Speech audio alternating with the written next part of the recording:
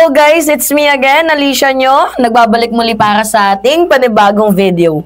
So ngayon nga po mga minamahal, pag-usapan natin itong si Mark Villar, 'di ba? Sabi nga sa kanyang patalastas noon, si Mark tahimik lang, ngunit sumisigaw ang kanyang gawa.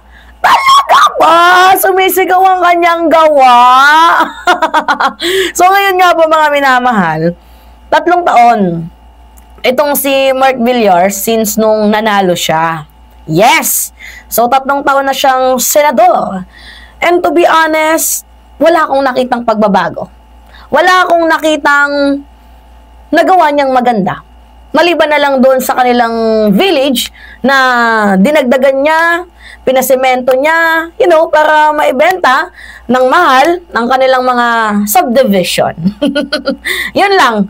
Really, yun lang yung nakita kong ginawa ni Mark Villar. 'Di ba? So tandaan ninyo si Mark Villar ay hindi lamang po basta-bastang tao, basta-bastang personalidad. Siya po ay nanggaling sa political dynastiya. 'Di ba? So ano pa nga ba aasahan natin? Alright, sige. Dahil nga literal na tahimik lang itong si Mark Villar, malamang lahat tayo nagtaka nung nagsalita itong si Mark. Tungkol nga po dito sa minsan na nga lang magsalita, nasangkot pa sa flood control projects. Ano ba naman tong si Mark Villar? Minsan na nga lang magsalita, may issue pa. So ngayon, eto, sige, basahin natin.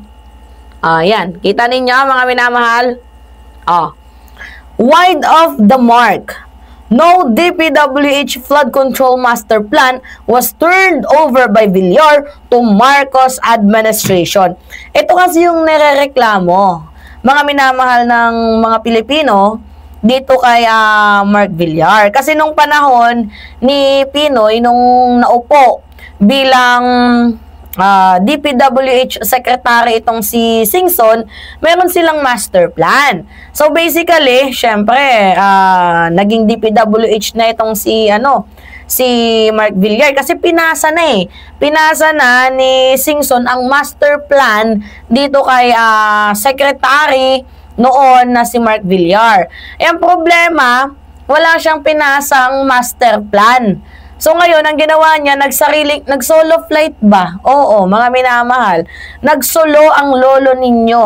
To the point na, yung mga lakad niya, siya lang. Oo, mga minamahal. Wala tayong nakikitang transparency. Wala tayong nakikitang accountability. Master plan na nga lang, hindi mo pa magawa. Ang ginawa mo, pinagawan mo ng daanan, yung malapit na tinatayuan yung subdivision, para maibenta ng mahal. Diba? Halos nga buong Las Piñas, inyuhin nyo na. So ngayon nga po mga minamahal, eto. Sabi dito sa balita, despite 6 years straight at the helm of the Department of Public Works and Highways, Senator Mark Villar left no flood control master plan for his successor. Yan yung sabi ng Malacanang. Kaya yan yung nirereklamo sa kanya ngayon. Presidential Communication Office Undersecretary Claire Casor said DPWH Secretary Manuel Bunuan confirmed he did not receive any such plan. Laglaga na ba?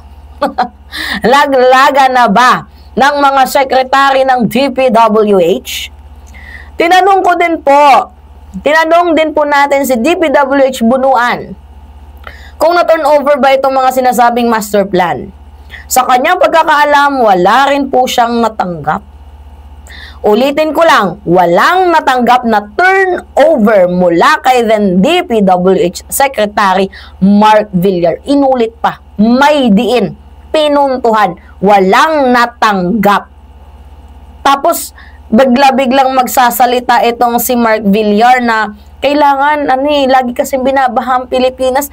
Wow ha? Nanggaling pa sa'yo yung salitang laging binabaha ang Pilipinas. Gaano ba kadami yung flood control projects mo? Matanong lang. Senator Mark Villar. Ito mayroon ako ipapakita sa inyo, mga minamahal. Gusto ko lang pakita. Gaano kadami ang flood control ni Villar. 11,340 flood control projects. Pero lahat binabaha. So, anyway, let's start at the beginning. During his term as DPWH Secretary, itong si Mark Villar at itong si former President Rodrigo Duterte kiniklaim nila na kumpleto yung build project nila. Yung 11,340 flood controls sa buong bansa. Ni-name nila, ni-labeled nila as a complete. Kompleto pala.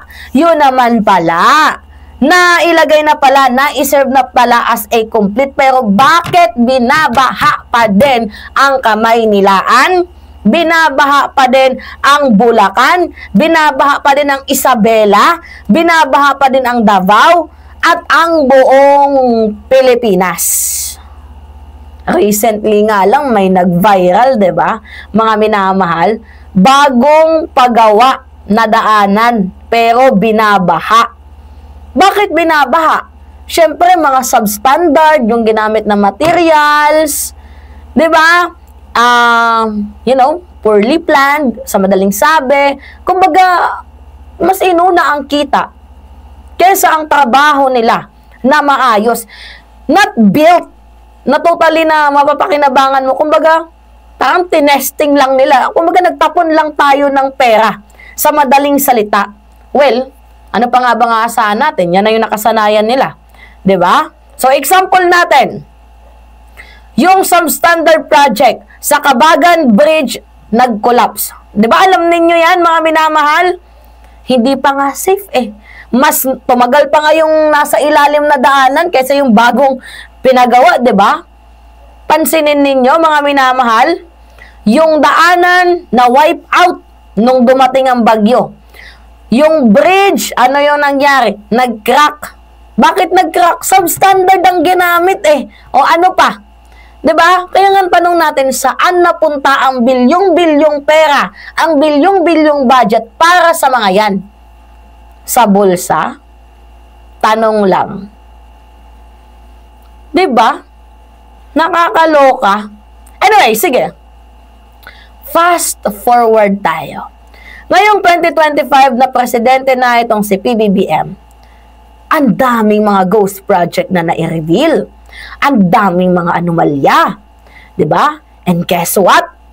All of those questionable contractors were already active during Mark Villar time since he was Department of Public Works and Highways Secretary. So ngayon, here is the question, here is the thing. Bakit hindi niya pinapansin? Bakit walang napanagot? Hindi niya ba nakikita ang anomalya or baka naman sinasadya niyang palusutin? May pinoprotektahan ba siya? Or talagang this was a systemic?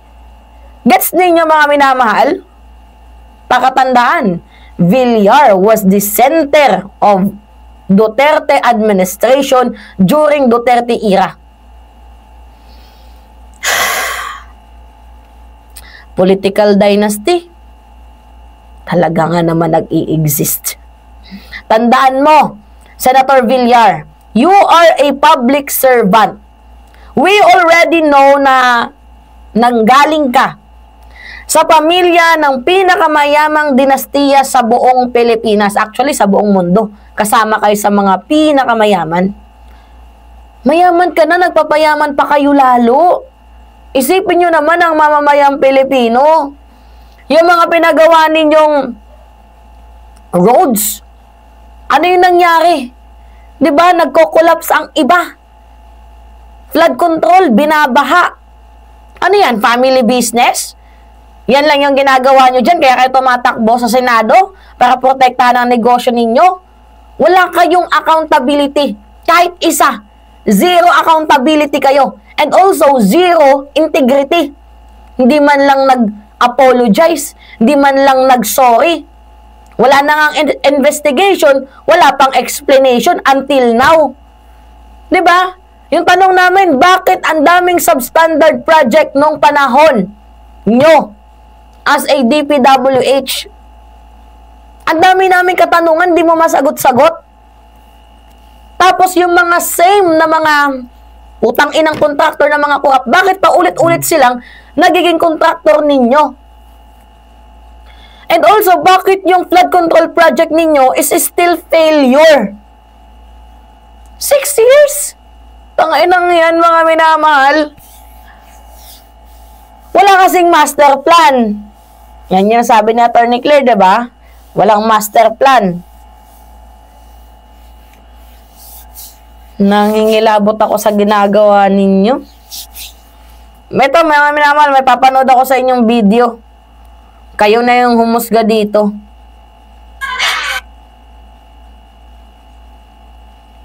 May support to the committee na napaka-importante po ang layunin ng ating hearing ngayon dahil kailangan natin malaman kung ano nangyari, kung anong dapat gawin para ma-maximize yung budget sa flood control. Base po sa karanasan ko. Talaga lang kailangan nating i-budget at ma-maximize ang mga budget sa flood control.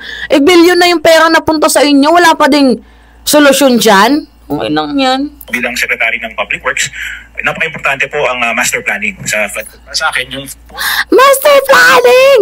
Napaka-importante pero wala kang master plan. Naku, wag mo kami pinaglolo kang Mark Villar. Di kami mga pinanganak kahapon. ito ng taong bayan ay dapat nakatutok sa mga master plan projects ng DPWH.